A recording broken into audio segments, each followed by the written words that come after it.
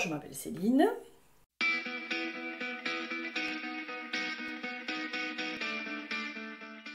Hyperactive et sensible et très nature en fait. Voilà, c'est moi le franco de port et d'emballage. Tout le temps. Je suis rancunière. Très. Voilà. Donc, celui-là, c'est le pire du pire. J'en ai plein d'autres, hein, mais celui-là c'est le pire. Moi je fonce dans le tas quoi.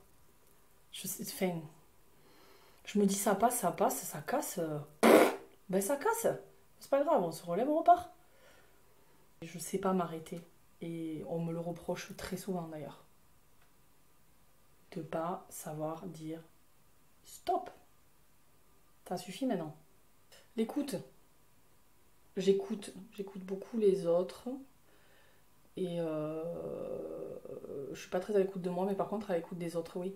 Le fait de pouvoir écouter les autres, ben, c'est aussi pouvoir interagir au mieux possible avec eux et répondre à leurs attentes. Donc oui, voilà, c'est cette qualité-là qui m'a permis de m'affirmer partout.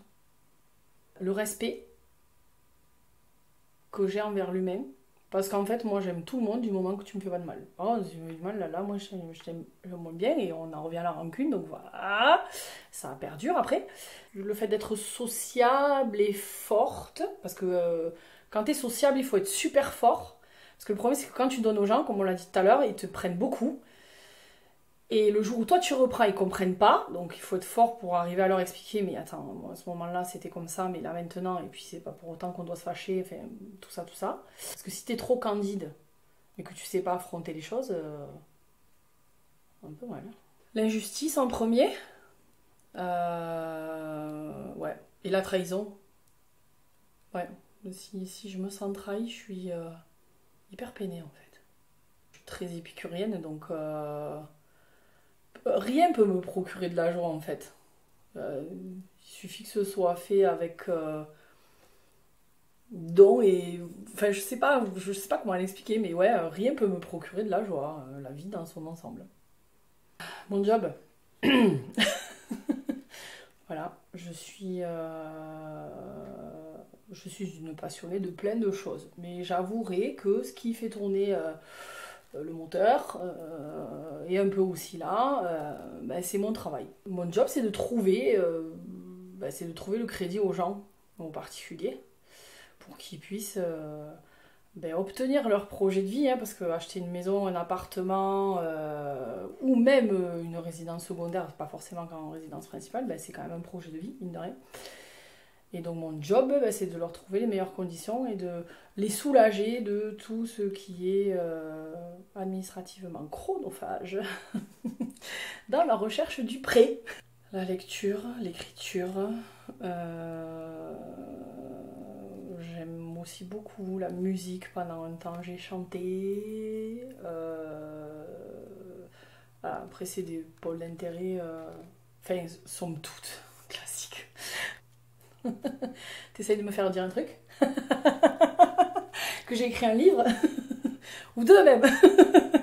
Puisque c'est 2 tomes. Oui, oui, oui, oui. Ça a fait partie ça a fait partie d'un processus de reconstruction après un burn-out. Un bon gros burn-out, bien connu, voilà, bien tassé. Parce qu'avant, je lisais pas. Déjà. Et quand j'ai fait ce burn-out, je me suis mise à la lecture, mais alors intensément. Par contre, j'ai dévoré des livres à une vitesse faramineuse. Je me suis rendu compte que en fait, c'était génial, quoi. Et puis, après, derrière, j'ai repris le boulot, etc. Mais je me sentais rassasiée, en fait, de lecture, on peut dire ça.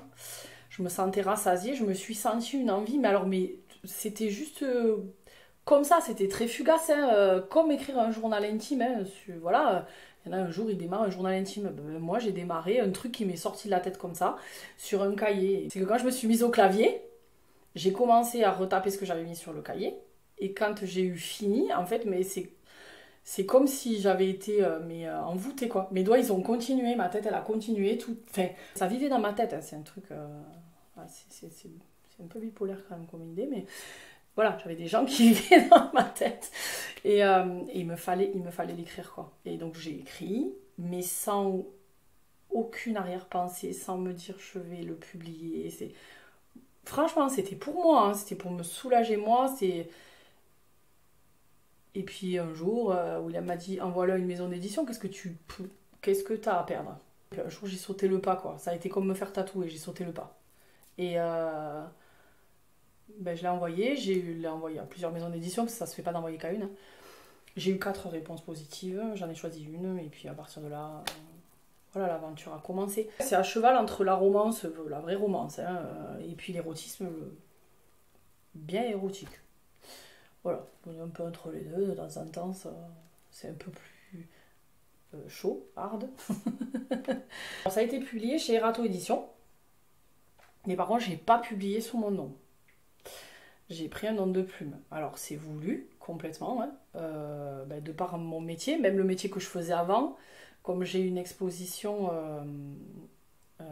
comment dire, une exposition publique, c'est pas évident en fait, hein, le regard des gens, l'idée des gens, parce qu'alors de suite, ah ouais, elle a fait la romance érotique, ouh, ah oui, ben oui. Parce que toi, t'as jamais pensé peut-être. Voilà, nous sommes tous chastes, n'est-ce pas? Voilà, même dans nos idées.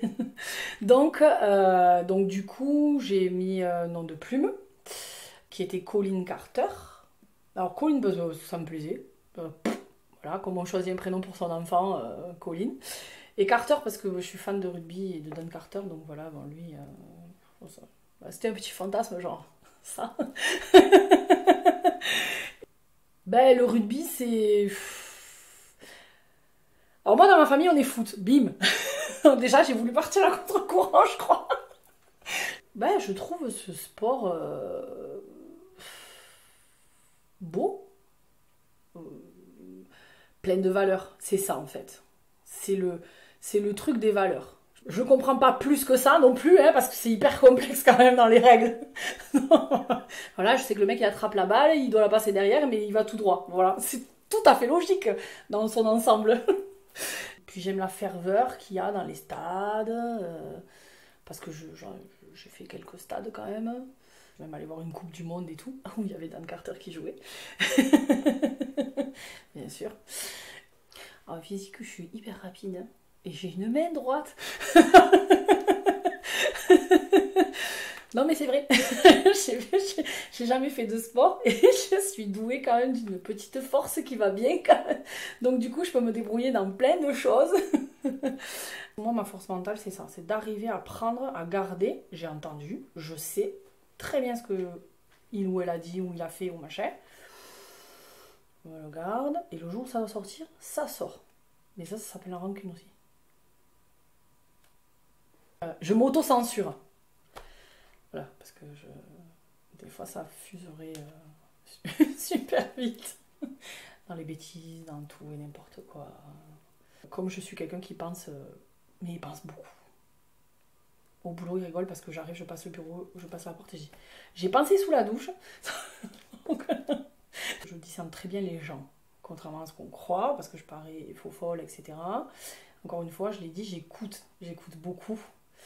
Et je suis quand même attentive à comment ça bouge. J'ai jamais misé ou fait un truc en me disant tiens, il faudrait le faire comme ça parce que je pense que derrière ça va découler ça. Je dis pas que je calcule pas mes coups comme aux échecs, ça c'est encore autre chose. J'essaye de faire ce que je pense juste sur le moment. En tout cas. Et même si je me plante, après je regarde pas en arrière. Je me dis de toute façon tu t'es planté, c'est en tombant qu'on apprend à marcher, alors tant pis. Voilà, c'est... Je rectifie le tir s'il peut être rectifié. Mais s'il peut pas être rectifié, de toute façon c'est fait. Hein, donc quoi? Je fais quoi? J'essaye de m'adapter et de m'adapter sans gêner. Ça c'est important, sans gêner autrui. Et après, voilà, je fais comme je peux. Les principes. L'éducation. Ça va un peu avec les principes de toute façon. L'honnêteté, c'est pareil, c'est un principe. Ouais, parce que je pense que, par exemple pour les parents, quand tu inculques quelque chose à ton gosse, faut pas faire fais ce que je dis mais ne fais pas ce que je fais. Tu vois, faut...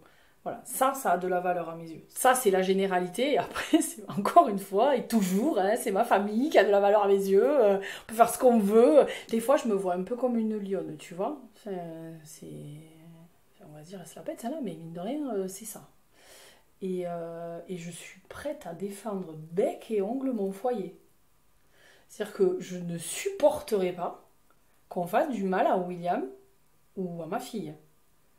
Mais même un peu de mal, des fois de la critique où j'ai les poils qui s'irrissent. Alors je sais me contenir, et heureusement que j'ai appris à tourner ma langue cette fois dans ma bouche, mais je saurais être très dure et très virulente, en fait. Ils représentent beaucoup pour moi, quoi, hein, ces deux-là. Donc voilà, c'est mes piliers d'aujourd'hui et mes piliers de demain. C'est ce que je défends, en fait. Mon foyer. Mon foyer, ma famille. Et celui qui touche à ça, ben, il est mal. L'honnêteté, la franchise. Ça, voilà. Et après, j'aime les gens avec de l'humour parce que moi j'ai beaucoup d'humour. Alors, qu'ils soient noirs ou bons ou mauvais, parce que des fois je fais. Enfin, je dis vraiment des trucs pourris. Hein. Mais voilà. J'aime que les gens autour de moi soient bien et soient heureux. Et eux s'épanouissent. Donc si eux s'épanouissent, moi je m'épanouis.